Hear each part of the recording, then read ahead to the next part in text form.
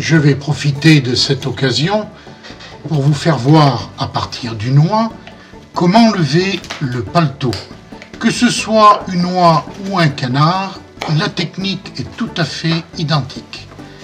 Le seul inconvénient qui va se présenter pour moi aujourd'hui, c'est que l'oie a été décongelée et sa décongélation s'est faite au frigo, ce qui fait que la viande est encore un peu ferme. Mais dans le cas de l'utilisation de cette oie pour faire de la rillette, peu importe, je ne recherche pas à faire un désossage à blanc, loin de là, puisque tous les morceaux vont être cuits dans la graisse et que l'on récupérera toute la viande. Les puristes bouchers me pardonneront ce mauvais désossage. Comme dans tous les désossages, la technique est simple. Il suffit que le couteau ne quitte pas l'os. Or, pour que le couteau ne quitte pas l'os, il faut connaître la conformation osseuse du morceau. Dans le cas d'une volaille, toutes les volailles sont constituées absolument pareilles.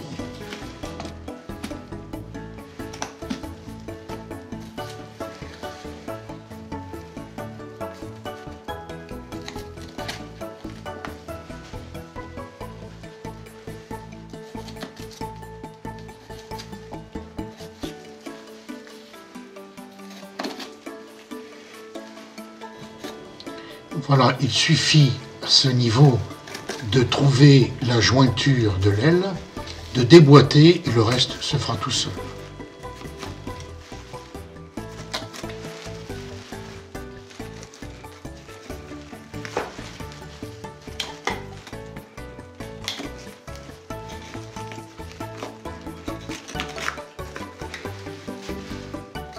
Ici, il faut bien prendre la jointure. Alors là, c'est un peu... Bon, elle a été congelée.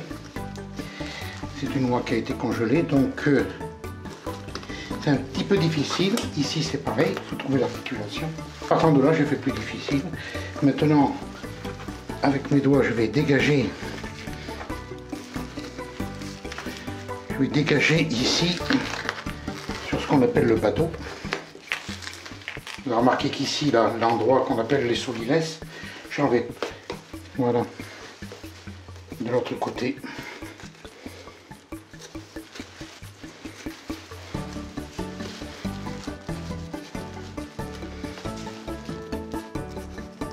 On a bien ici une cavité qu'on appelle les soliles, c'est ici, ça se trouve, sur tout ce qui est volaille.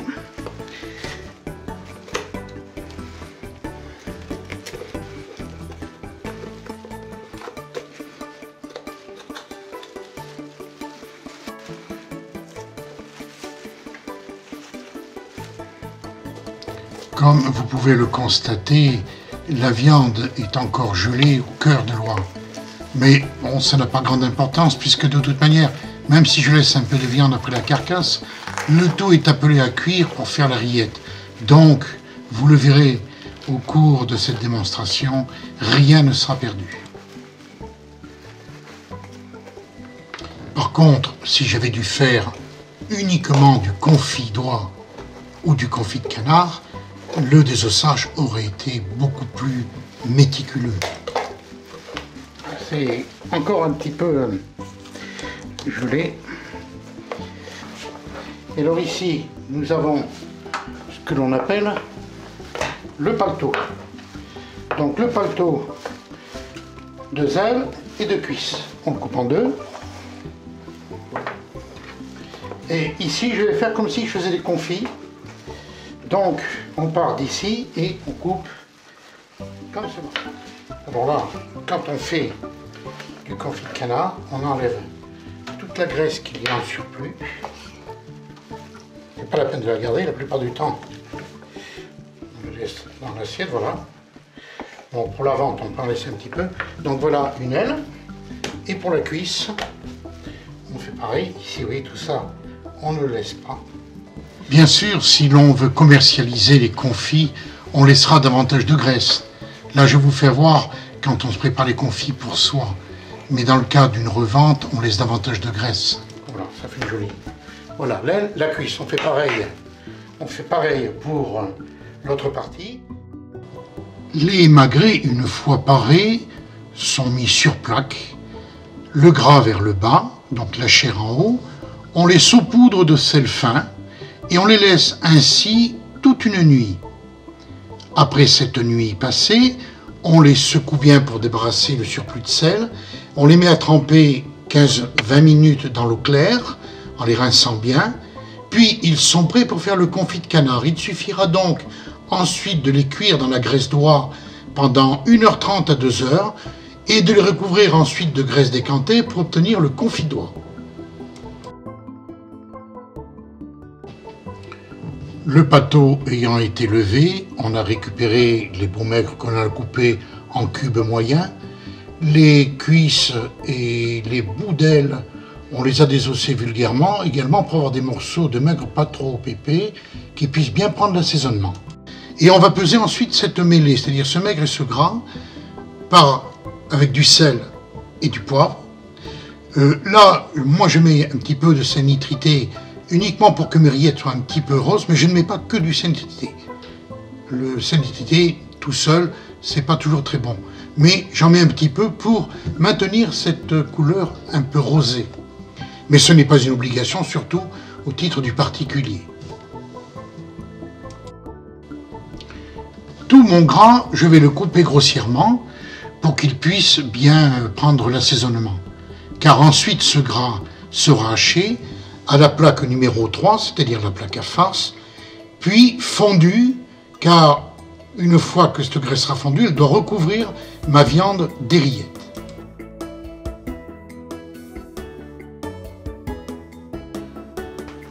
Voilà, j'ai posé l'assaisonnement. Je vais partager entre le maigre.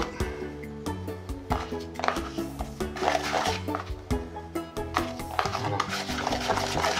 Donc c'est simple, sel, poivre, muscade pour l'instant. Pour la mise au sel, donc je mets la moitié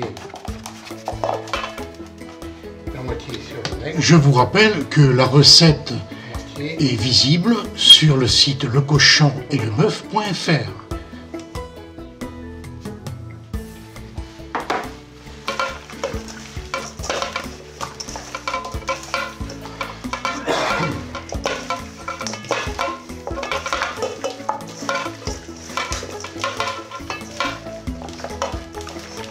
Donc ici, j'ai tout le maigre d'oie, y compris les cuisses et les ailes.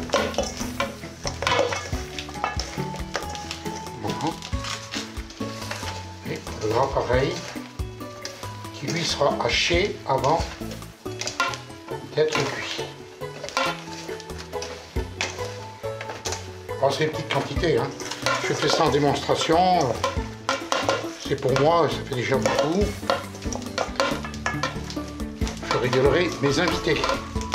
Voilà, ça, le maigre, le gras. Ici, ma carcasse, je l'ai coupée. Alors, il faut faire très attention de ne pas faire de fragments d'os, parce qu'après, quand on les trie, c'est compliqué.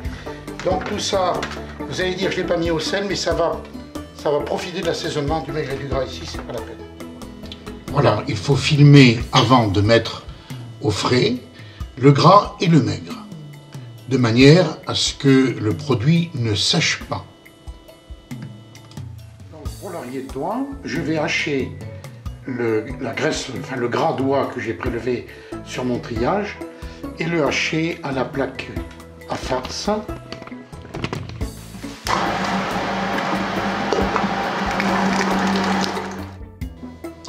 Notez bien que si la quantité de gras d'oie n'est pas suffisante pour recouvrir la viande, on peut rajouter de la graisse d'oie que l'on trouve en boîte ou en paquet dans tous les magasins.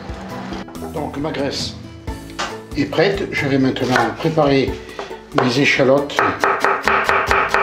ciselées que je vais mettre au démarrage de ma rillette.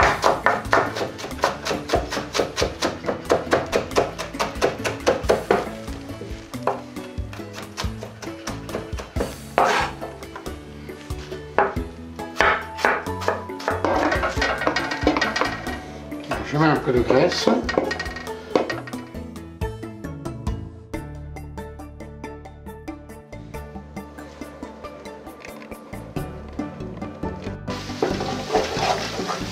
Alors je mets mon noix.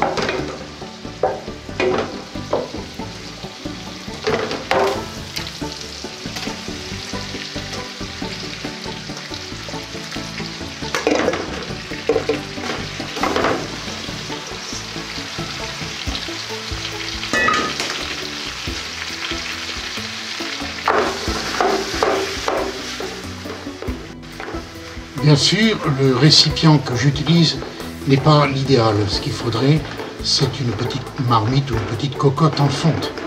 Mais bon, je n'en ai pas, donc je fais ma démonstration avec ce que j'ai.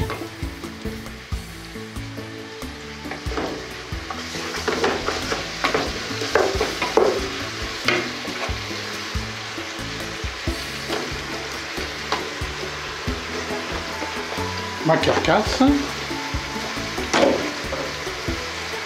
Et je fais revenir ça